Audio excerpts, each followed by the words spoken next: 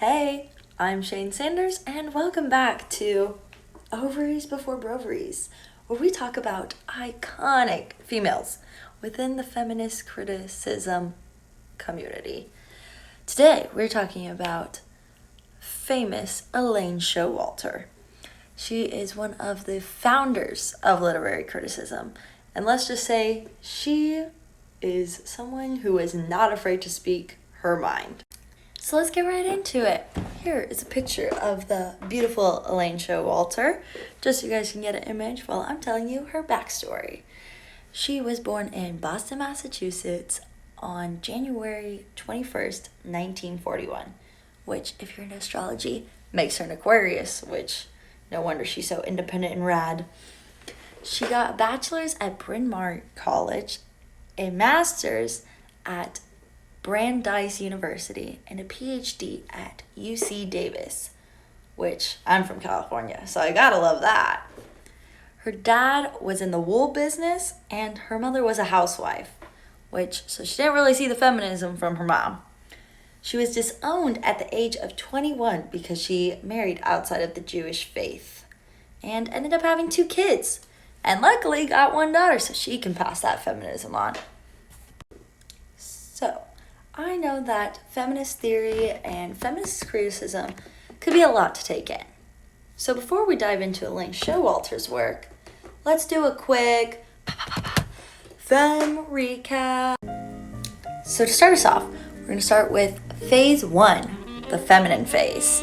This started in the 1840s and lasted until the 1880s. And this is when women wrote in an effort to equal the intellectual achievements of the male culture. Basically, they internalized all assumptions about female nature. They wanted to pretend like they were writing as male, keep the male the star of the story. Basically, just wanted to not get kicked out of the literature environment. Because let's face it, if they came in, guns blazing, saying how females need to be equal, we probably wouldn't have lasted or gotten any of the great work that we got later on, because we gotta take baby steps and ease into it. So they're writing as the minority. Next up, we got the second phase, the feminine phase, which this is when we are kind of taking our baby steps to saying, hey, we're females and we deserve equal rights. We're here to stay in this literature community and in life, really. So in this one, it's kind of our stepping stone. We're challenging it a little bit. This is when we protest against the male standards and the values and really advocate for women's rights and values. We're trying to criticize the role of women in society and how we're being oppressed by the patriarchy, and we're kind of getting sick of it. So this is from 1880s to early 1900s, and we're just kind of saying, hey, we're here, we're writing these to bring attention to it. Lastly, the female phase, which is the final phase, meaning we're still in it. So mid-1900s to present day. And women now can write about what they want confidently. We don't have to follow anybody's rules. We make our own. We can write about female leads and make the plot about anything we want to. However, we are still trying to find some stereotypes, because a lot of people want to write about, a female lead and how we need a man. Come save us, and bada bing, bada boom. We're seen as delicate, and we're trying to get rid of that. This is when Elaine Showalter shows up and really brings out those big guns. She says that women reject both imitation and protest, 2 forms of dependency, and that's where we're at right now. Alright, now that we've kind of set the foundation again and reviewed a bit, we can really dive in to Elaine Showalter's work and what she's done for the feminist theory community. Alright, first up on the list, we have gynocritics. And I know you're thinking, what? That is a fancy word. Shane, what is gynocritics? basically. It's the study of women as writers. So we're looking at how male and female write differently and create art of literature. What's the difference? Like, where is this coming from? Is it in our mind? Is it biological?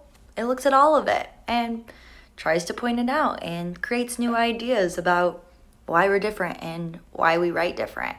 This really set the step into us not following male template, because why would we write the same? We're so unique as individuals, and so our writing's unique. And women were able to step into literary greatness following their own path. Next up, we got her book, Histories, Hysterical Epidemics and Modern Media. This is how it's spelled. Just because it's not spelled like the usual histories. Basically, this book talks about how hysteria, which by definition is exaggerated or uncontrollable emotion or excitement. And she says that these hysteria epidemics lead to these type of mental illnesses that people just kind of throw in. It's a very controversial book, and no matter how much hate it's got, she says, I don't care, this is what I think. But she talks about chronic fatigue syndrome, Gulf War syndrome, and dissociative identity disorder. Wow. Dissociative identity disorder. Wow, that was a gnarly word. So, how to put it in slow-mo for you so you really got it. But I definitely recommend checking out those 3 mental illnesses and seeing what they are and looking at it compared to how she wrote about it in her book, because it's super interesting how she talks about it as just a form of hysteria. She even goes into the Salem witch trials in her book about how that's just an hysteria epidemic that reflected onto the female personality.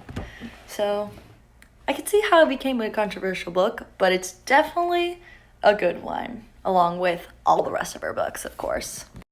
All right, the last one that we're going to cover on our list is Sexual Anarchy, Gender and Culture at the, I'm going to butcher this, Fin de Siècle. This is French. Hold on, let's do this. Fin de siècle. Yeah, they didn't get it either, so we're going to try one more thing. Fin de siècle. Fin de siècle. Do you get it? So now that we got that whole pronunciation out of the way, which I will not be trying to say that again, we can talk about the book. So what that word meant actually is closing of an era and starting a new one.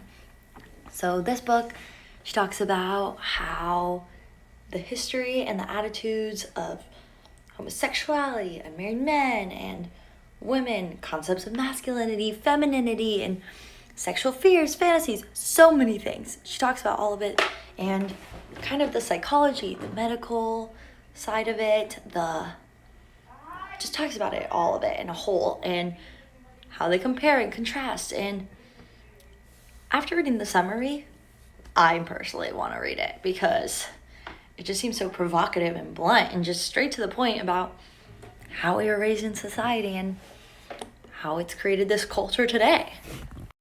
So that's all we got today on Elaine Showalter. Come back next week on Ovaries Before Broveries, where we could talk about the next iconic female in the feminist theory community.